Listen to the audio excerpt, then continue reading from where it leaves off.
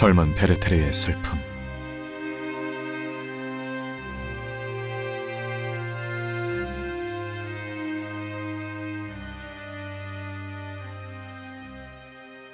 제5회 2부.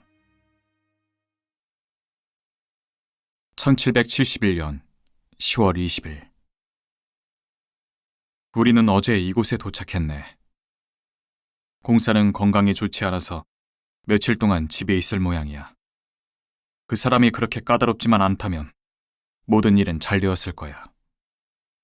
그래서 나는 운명이 내게 가혹한 시련을 주고 있다는 사실을 분명히 알 수 있었네. 하지만 용기를 낼 거야. 기분이 가벼워지면 모든 것을 이겨낼 수 있겠지. 가벼운 기분이라고? 어떻게 내가 나의 펜으로 이런 말을 쓰게 되었는지 참으로 웃기는 일이야. 내가 조금이라도 기분이 가벼웠더라면 태양 아래에서 가장 행복한 사람이 되었을 텐데. 뭐라고? 다른 사람들이 약간의 능력과 재능에 느긋하게 자기 만족을 느끼며 내 앞에서 빈둥거리고 있는데 어찌하여 나는 내 능력과 재능에 절망을 느껴야 한단 말인가? 제게 모든 것을 내려주신 하느님이시여, 어찌하여 당신은 그 절반 정도를 남겨놓으시고 나머지는 자신감과 자족감으로 채워주시지 않으셨습니까? 인내하라, 인내하라. 그러면 모든 것이 좋아질 것이다. 친구여, 내 고백하건대 자네 말이 맞네. 내가 매일 사람들 틈에 끼어 돌아다니며 그들의 무슨 일을 어떻게 하고 있는가를 보고 난 다음부터는 나 자신을 훨씬 더 긍정적으로 생각한다네. 틀림없이 우리는 모든 것을 우리 자신과 비교하고 우리 자신을 모든 것과 비교하도록 만들어졌기 때문에 행복과 불행이란 우리가 관계하는 대상에 달려있다네. 따라서 고독보다 더 위험한 것은 아무것도 없지. 우리의 상상력은 상상력 그 자체를 높이려는 천성이 있는데 여기에 시문학의 환상적 이미지까지 작용하여 일련의 인간 존재들을 상상해내게 마련이네. 그리하여 그들 가운데서 우리는 가장 미천한 사람이며 우리 이외의 모든 것은 더 훌륭하고 다른 사람들은 모두가 더 완전한 것처럼 여겨지게 한다네. 그것은 아주 자연스러운 일이지. 우리는 종종 많은 것이 부족하다고 느끼고 있지. 그리고 우리에게 부족한 것을 다른 사람은 갖고 있는 것처럼 생각하고 있는데 그 사람은 우리가 가지고 있는 것은 물론 여기에 더해 어떤 이상적인 안락까지 누리고 있다고 여긴다네. 이렇게 하여 완전하게 행복한 사람이 만들어지는데 그것은 바로 우리 자신이 만들어낸 창조물이지. 이와는 반대로 우리가 온갖 약점을 지니고 괴로움을 겪으면서도 계속 똑바로 노력해 나간다면 좀 꾸물거리고 진로를 바꾸며 나아가는 일은 있어도 다른 사람들이 순풍에 돛을 달고 노를 저어 가는 것보다 더 멀리까지 갈 수 있다는 것을 알게 되지. 그런데 이것이야말로 우리가 다른 사람들과 나란히 가거나 심지어는 앞서 달려갈 때에 느끼는 자신에 대한 진정한 감정이라네.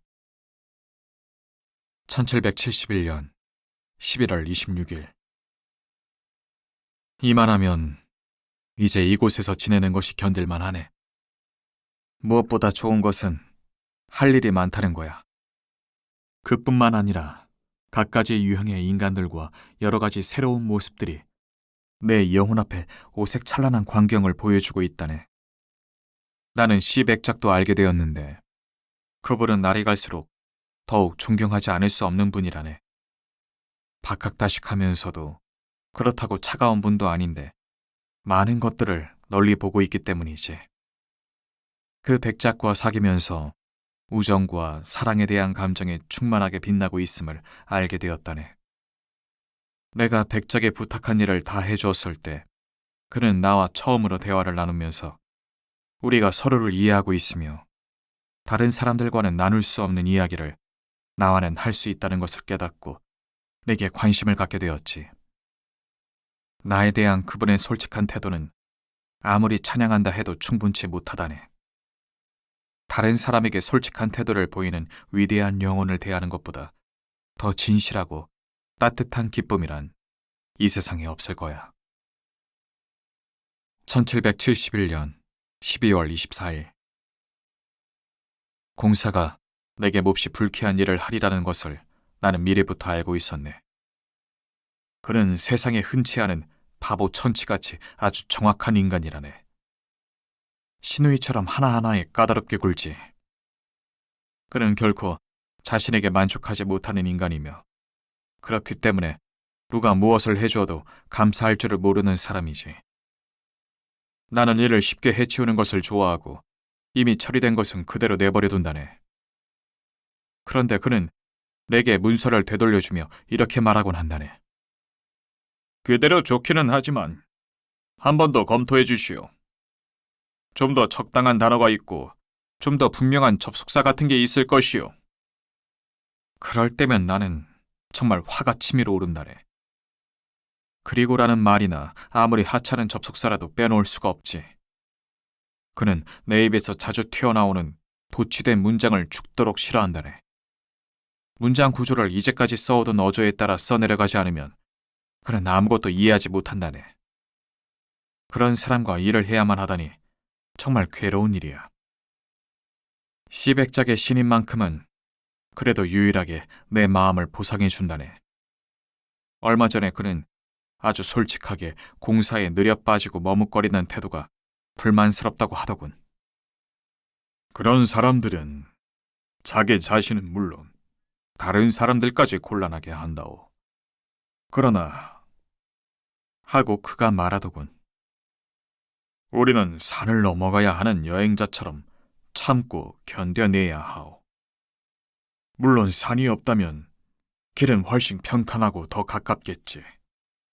그러나 산이 있으니 그 산을 넘어갈 수밖에 없다오. 그런데 늙은 공사는 자기 앞에서 백작의 나의 장점에 대해 말하는 것을 알아채고는 그 일에 대해 몹시 화를 내며 기회가 있을 때마다 내게 백작을 비난한다네. 당연히 나는 반박하지만 그 때문에 일은 더욱 악화될 따름이지. 어제는 날 몹시 흥분시켰는데 그가 나까지 싸잡아 비난했기 때문이라네. 백작은 세상 일을 처리하는데 아주 능란하고 무슨 일이나 쉽게 처리하며 글재주도 좋지만 문필가들이 모두 그러하듯이 그에겐 근본적인 학식이 부족하다고 하더군. 그때 공사는 이 따끔한 말뜻을 알아듣겠나? 하고 말하고 싶은 듯한 표정을 지었지. 그러나 그런 것은 내게 아무런 효과도 없었네. 나는 그렇게 생각하고 그렇게 처신할 수 있는 인간을 경멸하기 때문이지. 나는 그의 말에 반대하며 상당히 격렬하게 논쟁을 벌였네. 백작은 그의 성격은 물론 그의 학식으로도 존경받을 만한 분이라고 내가 말했지. 저는 아직 하고 나는 말했네. 자기 정신을 확장시켜 수많은 사물에 미치게 하면서도 이러한 활동력을 일상생활에 이용하는 데 성공한 사람을 만나보지 못했습니다. 그런 머리로는 이런 말도 이해하지 못하더군. 그 이상 이해도 하지 못하는 말을 했다가는 더욱 기분이 나빠질 것 같기에 나는 그 자리를 떠나고 말았네. 일이 이쯤 된 것은 자네들 모두의 책임이네.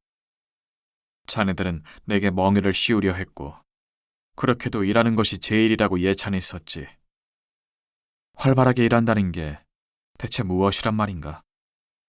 감자를 심고 시내로 곡식을 팔러 나가는 자가 나보다 더 많은 일을 하는 것이 아니라면 나는 지금 내가 얽매여 있는 이 노예선에서 10년이라도 더 일을 해나가겠네. 이 부근의 얼굴을 나타내는 자들은 외모만 번지르르 하고 지루하기 짝이 없는 구역질 나는 족속들이야. 그들은 한 발자국이라도 먼저 명성을 차지하려고 서로 감시하고 경계할 따름이지. 아주 비참하고도 가엾은 열정을 그대로 드러내 보이고 있지. 예를 들어 누군가 자신의 귀족 가문이나 고향 이야기를 떠들고 다니는 여인이 있다고 하세. 그럼 그 사정을 잘 알지 못하는 사람은 이렇게 생각하겠지. 그녀는 대단치도 않은 문벌과 고향에 대한 평판을 굉장한 것이라고 상상하는 바보스런 여인이라고 말이야. 그런데 더욱 한심스러운 일은 바로 그 여인이 이곳 이웃에 사는 관청 서기의 딸이라는 점이네. 생각해보게. 나는 그렇게도 지각 없이 자기 자신을 마구 드러내놓는 그런 인간들을 이해할 수가 없다네. 사실 내가 매일 더욱 절실하게 느끼는 일인데, 친구야, 자기 자신을 기준으로 다른 사람을 평가한다는 것은 정말 어리석은 일이야. 그리고 나는 나 자신에 관계된 일도 많고 이 마음이 이다지도 격하게 동요하고 있기 때문에 만일 다른 사람들이 내가 가려는 길을 가도록 그냥 내버려 둔다면 나도 기꺼이 그들이 가는 길을 그대로 내버려 둘 거야. 내 마음을 가장 화나게 하는 것은 시민들의 운명적 계급 관계라네. 나도 신분 높은 사람으로서 계급 차이가 얼마나 필요하며 내게도 얼마나 많은 장점을 부여해 주는지 잘 알고 있지만 말이네. 하지만 내가 이 세상에서 약간의 기쁨을 맛보고 희미하게 빛나는 행복을 즐길 수 있는 길을 계급 차이란 것이 가로막지는 말았으면 좋겠네. 얼마 전에 산책을 하다가 귀족 계급의 삐양을 사귀게 되었는데 이 거친 세상을 살면서도 여러 가지 천성을 그대로 간직하고 있는 사랑스러운 아가씨였지. 대화를 나누는 중에 우리는 서로 호감을 느끼게 되었고 헤어질 때 나는 그녀의 집을 방문해도 되겠느냐고 부탁했지. 그녀가 아주 쾌히 승낙해 주었기 때문에 나는 그녀를 찾아갈 적당한 기회를 기다리고 자시고 할 필요가 없었네. 그녀는 이곳 출신이 아니며 어느 아주머니 집에 살고 있었지. 아주머니라는 노인의 인상은 내 마음에 들지 않았네. 그렇지만 나는 그 노인에게 주의를 기울이며 대부분 그녀를 상대로 대화를 나누었지. 채 30분도 지나지 않아 나는 삐양이 후에 이야기한 정황들을 대충 파악하게 되었네. 즉, 그 아주머니는 그만한 나이에도 모든 것이 부족하며 즐비한 조상들 이외엔 이렇다 할 만한 재산이나 자식도 없고 의지할 곳도 없으며 자신을 지켜주는 문벌 이외엔 보호받을 게 아무것도 없고 2층에서 시민계급 사람들을 내려다보는 것 이외엔 아무런 낙도 없다는 것이었네.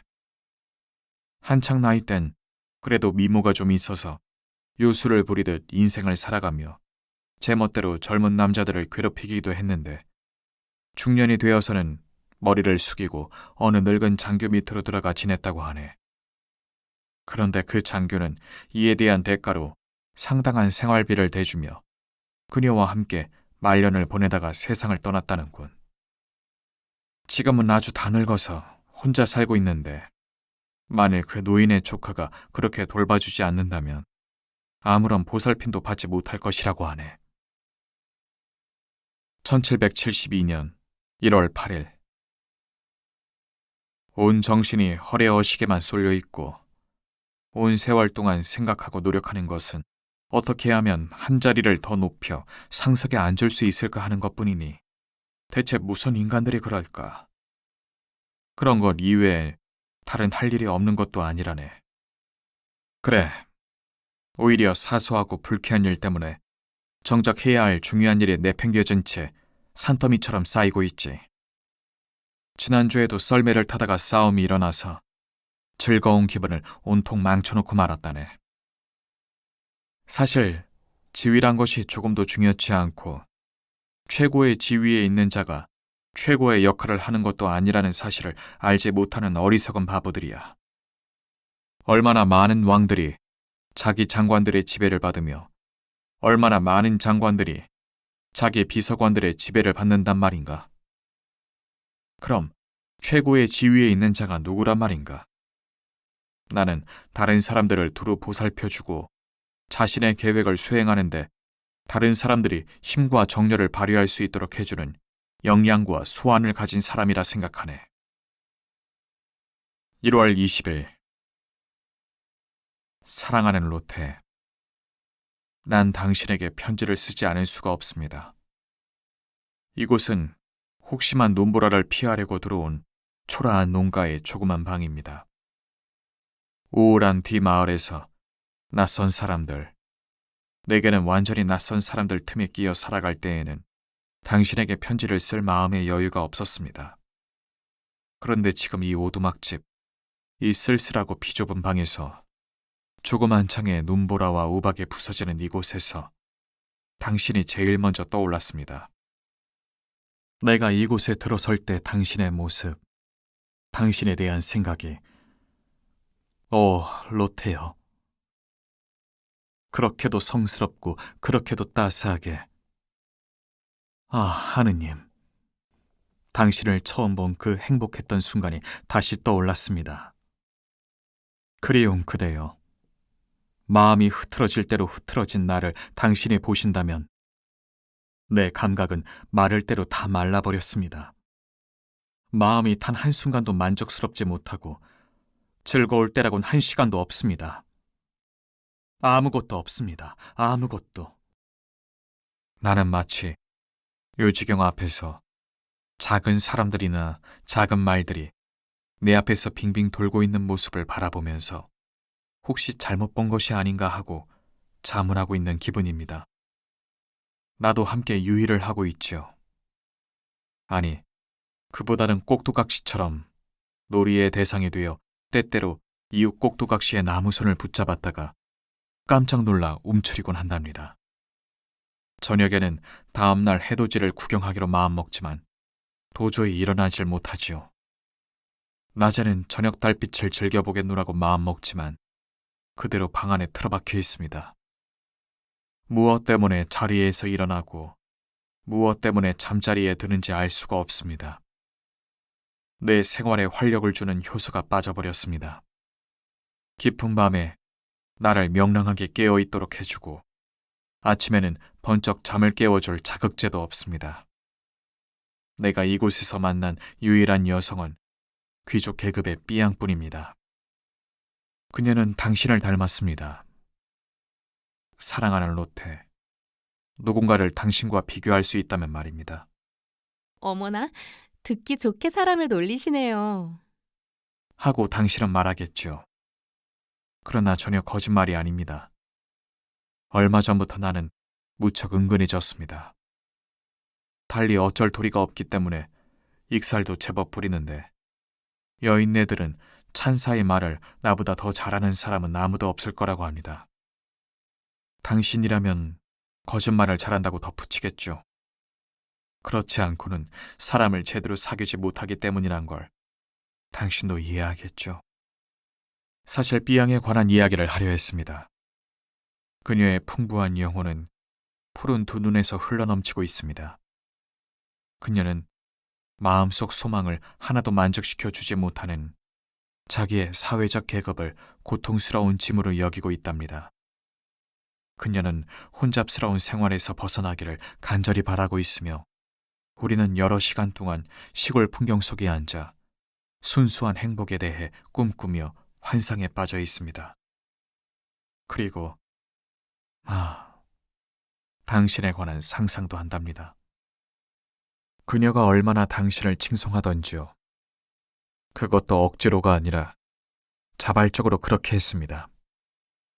당신에 관한 이야기를 즐겨 듣고 싶어하며 당신을 사랑하고 있습니다. 그 아담하고 그리운 작은 방 안에서 당신의 발치에 앉아 있을 수만 있다면, 그리고 우리의 사랑스러운 아이들이 춤을 추던 내 주위를 돌아다니면서 당신을 너무 시끄럽게 하면 나는 아이들을 모아놓고 무서운 이야기를 들려주며 조용히 내 주위에 앉혀놓을 텐데요. 태양은 흰눈이 반짝이는 대지 위로 장엄하게 넘어가고 있습니다. 눈보라도 지나갔는데 나는 다시 내 새장 속에 갇혀 있어야만 하겠습니다. 안녕히. 알베르트 씨가 당신 곁에 있는지요? 그리고 어떻게... 맙소사, 이런 질문을 하다니. 죄송합니다.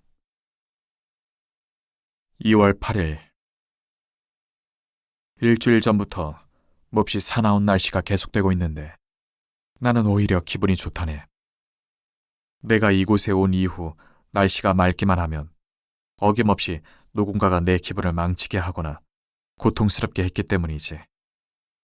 세차게 비가 내리거나 눈보라가 치거나 서리가 내리거나 얼음이 녹아 질퍽거리면 아하, 밖에 나가는 것보다 집 안에 있는 것이 나쁘지는 않을 거야. 아니, 그 반대로 그게 더 좋을 거야 하고 나는 생각한다네. 아침에 태양이 높이 솟아오르며 화창한 하루를 약속해주면 나는 이렇게 외치지 않고는 도저히 견딜 수가 없네. 즉, 오늘도 다시 하늘의 선물을 받게 됐는데 무엇 때문에 사람들은 그것을 서로 망쳐버릴까 하고 말이야. 사람들이 서로 망쳐버리지 않는 것이란 아무것도 없네. 건강, 고미한 명성, 기쁨, 위안 등 모든 것을 망쳐버리지. 대개는 우매하고 이해심이 없고 마음이 좁은 데서 비롯된 것인데 그들의 말을 들어보면 아주 착한 마음에서 비롯된 것이라고 한다네. 때때로 나는 그들 앞에 무릎을 꿇고 제발 그렇게 날뛰면서 자기 속마음을 온통 뒤집어 놓지 말라고 간청하고 싶네. 2월 17일. 공사와 나는 더 이상 함께 일할 수가 없을 것 같네. 그는 도저히 견딜 수 없는 인간이야. 그가 일하는 방식과 업무를 처리하는 방식이 너무나 우스꽝스러워서 나는 그에게 반박하며 때때로 내 생각과 내 방식에 따라 사물을 처리하지 않을 수 없다네. 그것은 물론 공사의 마음에 들 리가 없지. 공사는 최근에 궁정에 가서 그런 일을 가지고 나를 비난했고 장관은 아주 온건한 말로 날 질책했지. 그러나 그것은 징계였던 셈이지. 그래서 사직서를 제출하려 생각했는데 그때 나는 장관에게서 사적인 편지를 한 장 받았네. 나는 그 편지 앞에 무릎을 꿇고 장관의 고귀하고도 현명한 뜻을 우러러 보았다네.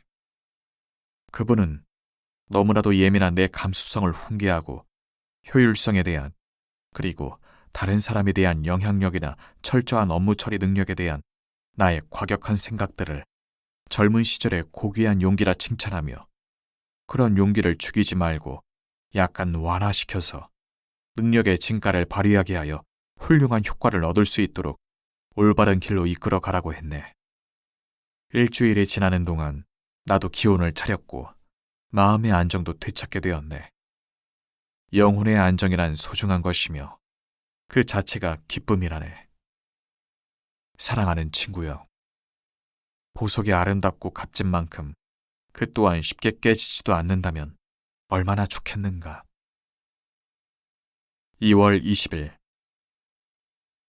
사랑하는 사람들이여, 그대들에게 하느님의 은총이 있기를 빌겠습니다. 하느님이 내게서 빼앗아 가신 행복한 나날들을 모두 그대들에게 내려주시기를. 할베르트 씨, 당신이 나를 속인 것에 대해 감사하고 있습니다. 난 당신들의 결혼식이 언제인지 그 소식을 기다리고 있었습니다. 그날이 오면 아주 엄숙하게 로테의 실루엣 초상화를 벽에서 떼어내어 다른 서류들 속에 묻어버릴 생각이었습니다. 지금 당신들은 부부가 되었는데 초상화는 아직도 여기 그대로 걸려 있습니다. 그렇다면 그대로 걸어두겠습니다. 그러면 안 될 이유가 뭐 있겠습니까? 나 또한 당신들 곁에 있는 기분이며 당신에게 아무런 해도 끼치지 않고 로테의 마음속에 들어가 있기 때문입니다. 난 로테의 마음속에서 두 번째 자리를 차지했으며 차지하고 싶고 또 차지해야만 하겠습니다. 만일 그녀가 잊어버리기라도 한다면 나는 미쳐버릴 것입니다. 할베르트 씨, 이런 생각 속에는 지옥이 깃들어 있습니다. 알베르트 씨, 행복하게 사십시오. 하늘의 천사 로테요. 잘 살아요. 잘 살아요. 3월 15일. 몹시 불쾌한 일이 있어서 난 이곳을 떠날 거야. 이가 다 갈린다네. 젠장할. 이런 기분은 무엇으로도 극복할 수 없네. 마음에도 들지 않는 이런 자리에 취직을 하도록 나를 책찍질하고 괴롭혔던 자네들에게 전적으로 그에 대한 책임이 있네. 지금 내가 그러하니 자네들도 그런 기분일 테지. 한데 내 지나친 생각에 모든 걸 망쳐버린다고 자네가 또 말하지 못하도록 사랑하는 친구요. 연대기 편자가 기록하듯이 아주 단순하고 분명하게 그 이야기를 하겠네. 귀족 출신의 시백작이 나를 아끼고 각별하게 대해준다는 것은 잘 알려진 사실이며 자네에게도 벌써 여러 번 이야기한 바 있네. 바로 어제 나는 그의 집에서 식사를 하게 되었지. 바로 그날 저녁에 신사숙녀들로 구성된 고상한 모임이 있다는 사실을 전혀 생각지도 못했고, 더욱이 우리 같은 하급 관리가 그 모임에 끼지 못한다는 사실은 꿈에도 생각지 못했다네. 아무튼 좋네. 나는 그의 집에서 식사를 했고, 식사가 끝난 다음에는 커다란 홀을 왔다 갔다 하며 백작과 또 거기에 참석한 비대령과 함께 이야기를 나누었지. 그러는 동안 본격적인 파티가 시작되었다네. 나는 정말 아무것도 생각지 못했네. 그때 지나치게 점잔을 빼는 S 부인이 남편과 잘 부화된 거위 새끼 같은 딸, 밋밋한 가슴에 예쁘장한 코르셋을 한 딸과 함께 들어와서는 감은 대대로 내려온 오만한 눈초리에 콧날을 높이 세운 채 옆으로 지나갔네. 나는 그런 인간들이 정말로 마음에 거슬려서 그만 작별 인사를 하려고 백작의 쓸데없는 잡담을 어서 끝내기만을 기다리고 있을 때 마침 삐양이 들어왔네. 그 여자를 만나면 언제나 마음이 약간 들떠오르기 때문에 나는 그냥 그녀의 의자 뒤에 가서 섰지. 시간이 얼마 지나서야 나는 그녀가 여느 때와는 달리 별로 솔직하지도 못하고 나와 이야기할 때 약간 당황해한다는 것을 알아차렸네. 그런 태도가 뚜렷이 눈에 띄었네. 이 여자도 다른 사람들과 마찬가지로구나 하고 생각하며 기분이 상해서 떠나려 했지. 그러면서도 그녀에게 그만한 이유가 있을 거라고 기꺼이 이해하고 또 그런 걸 믿지 않으며 그녀에게서 어떤 정다운 말을 기대하면서 그 자리에 머물러 있었네. 자네도 그걸 원했을 것이네. 그러는 동안 사람들이 가득 모여들었지. F 남작은 프란츠 1세의 대관식 때 입었던 복장을 하고 나왔고, 여기서는 귀족임을 나타내는 폰 알씨로 통하는 알 궁중 고문관은 귀머거리 부인을 데리고 왔으며, 고대 프랑켄식 의상이 해진 곳을 새로 유행하는 헝겊으로 기워 입고 나온 제이도 잊을 수가 없네. 이렇게 많은 사람이 몰려왔지. 나는 몇몇 아는 사람들과 이야기를 나누어 보았지만 그들 모두가 별로 말이 없었네. 나는 생각에 잠겼고 그러고는 삐양에게만 주의를 기울이고 있었네. 그래서 미처 알아차리지 못했는데 홀 한쪽 구석에서 여자들이 수군거리기 시작하더니 그것이 남자들에게로 옮아갔고 마침내는 S 부인이 백작에게 이야기를 하게 되었다는 거야. 후에 삐양이 모든 이야기를 내게 해주었네. 그러고는 드디어 백작이 내게로 다가와서는 나를 창가로 데리고 갔지. 우리의 이상한 사회적 관계를 자네도 알고 있겠지만 하고 그가 말을 꺼냈네. 여기 온 손님들은 자네가 여기 있는 게 내키지 않는 모양이야. 모든 걸 말하고 싶지 않지만 백장님 하고 내가 말을 가로막으며 대답했네. 정말로 죄송합니다. 좀 더 일찍 알아차렸어야만 했는데 이런 실례를 용서해 주실 줄 믿습니다. 아까부터 자리를 떠나려고 했습니다. 좋지 못한 생각 때문에 그만 머뭇거리고 있었습니다. 나는 미소를 지으며 덧붙여 말하고는 허리를 굽혀 인사를 했네. 백작은 힘주어 내 손을 잡았는데 거기엔 모든 것을 설명해주는 감정이 담겨 있었지. 나는 조용히 그 고귀한 모임에서 빠져나와 말 한마리가 끄는 경쾌한 이륜마차를 타고 애밀한 곳으로 달려갔네. 그곳 언덕에 서서 넘어가는 태양을 바라보며 호메로스를 펴들고 오디세우스가 되지치는 훌륭한 목자들로부터 영접을 받는 멋진 노래를 읽었지. 거기까진 모든 것이 괜찮았네. 저녁 때가 되어 나는 식사를 하러 돌아왔네. 식당에는 사람들이 별로 남아있지 않았어. 몇몇만이 한쪽 구석에서 식탁보를 뒤집어 놓고 주사위 놀이를 하고 있었네. 그때 정직한 아델린이 들어와 나를 빤히 바라보며 모자를 벗어놓더군. 그러고는 내게로 다가오더니 오늘 불쾌한 일을 당했다면서요? 하고 나지막한 소리로 말했네. 내가요? 하고 물었지. 그 파티에서 백작이 당신을 쫓아냈다던데요? 파티 같은 건 악마가 끌어가 버리다지. 하고 나는 말했네. 바깥 공기가 좋아서 내가 나왔던 겁니다. 그렇게 가볍게 생각하니 다행이군요. 내가 불쾌하게 여기는 건 어딜 가나 온통 그 이야기뿐이란 것이오. 하고 그가 말했네. 그러자 나도 그 일로 화가 치밀어 오르기 시작했지. 식사를 하러 와서 나를 바라보던 사람들 모두가 그 때문에 날 쳐다본 것이라는 생각이 들더군. 화가 치밀고 피가 끓어오르는 것 같았네. 오늘은 어디를 가나 불쾌한 일뿐이고 나를 질시하는 자들이 개가를 올리며 떠들어대는 소리가 들려오고 있네. 약간 머리가 좋다고 자만하며 그것을 내세워 모든 관계를 무시해버려도 좋다고 생각하는 오만한 놈의 말로가 어떤지를 보라고 말일세. 더구나 개 같은 험담이 들려오니 가슴에 칼을 찔러 죽고 싶은 심정일세. 사람들은 저마다 제멋대로 떠들어대고 있네.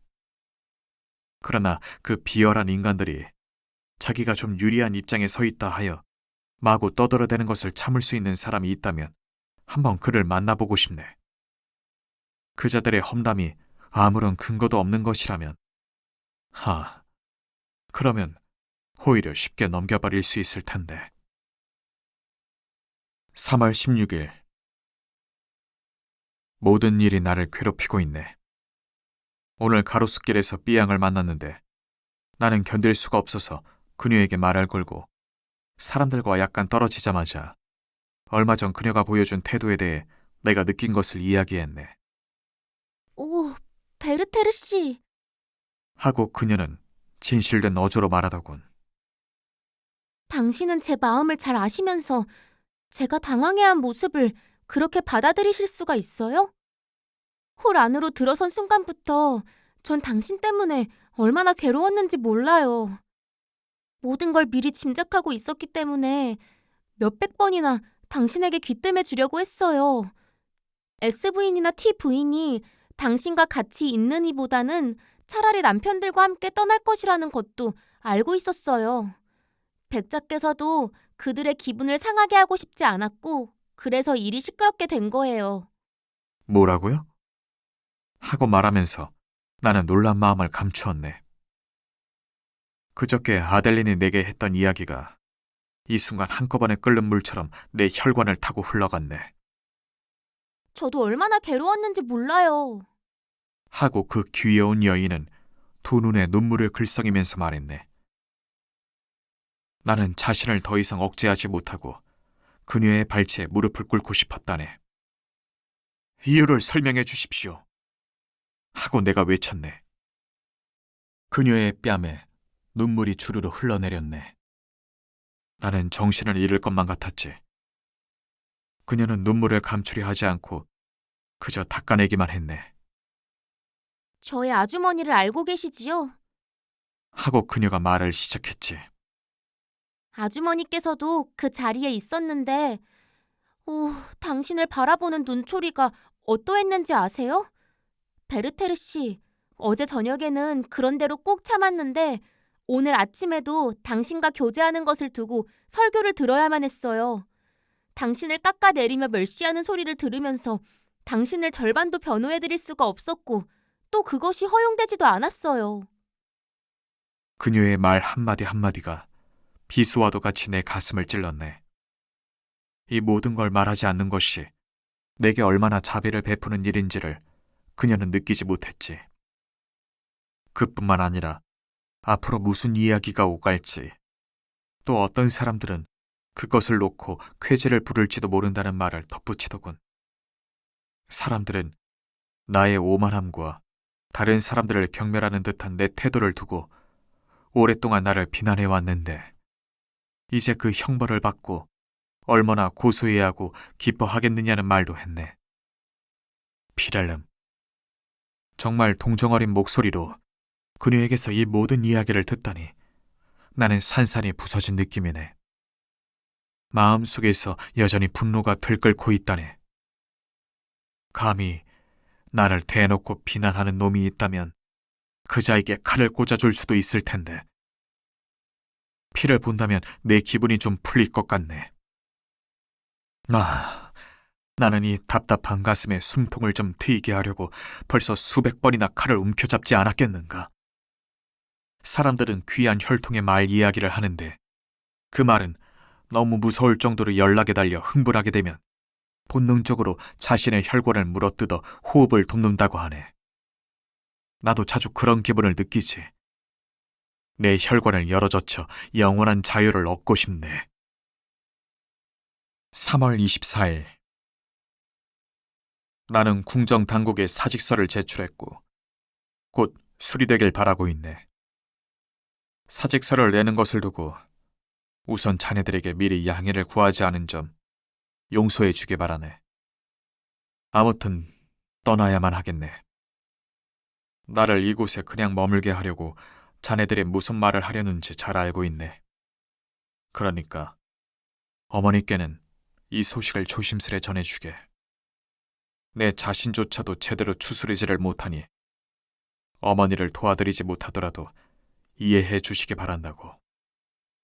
물론 이번 처사는 어머니의 마음을 아프게 할 것이네. 추밀 고문관이나 공사가 될 수도 있는 당신의 아들이 막 내디딘 화려한 인생 행로를 갑자기 중단하고 하찮은 짐승처럼 마국간으로 뒤돌아가니 말이야. 마음대로 생각하도록 하기나. 그리고 내가 처할 수 있고 처하게 될 경우를 생각해보게. 아무튼 나는 떠나겠네. 내가 어디로 갈 것인가에 대해 알려주겠네. 이곳에 영주가 한 사람 와 있는데 나와 사귀는데 많은 흥미를 느끼고 있지. 내 계획을 이야기했더니 그는 자기 영지로 가서 아름다운 봄을 즐기며 지내자고 하더군. 그는 전적으로 내 요구대로 해줄 것을 약속했네. 어떤 면에서 볼 때 우리는 서로를 잘 이해하고 있으므로 어쨌든 나는 그렇게 해볼 생각이며 행운을 믿고 그와 함께 떠나겠네.